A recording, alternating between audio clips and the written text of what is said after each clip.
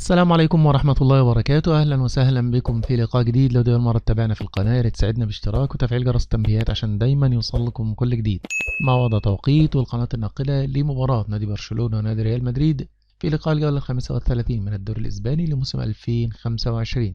لكن قبل الدخول في التفاصيل اتركوا لنا توقعاتكم لنتيجة هذا اللقاء في التعليقات. يتواجد برشلونة في صدارة الترتيب برصيد 79 نقطة بعد ما لعب 34 مباراة، فاز في 25 وتعادل في 4 وهزم في 5. ويتواجد ريال مدريد في الوصافة برصيد 75 نقطة بعد ما لعب 34 مباراة، فاز في 23 وتعادل في 6 وهزم في 5. لقاء الدور الأول بين الفريقين انتهى لصالح برشلونة بنتيجة 4 مقابل لا شيء.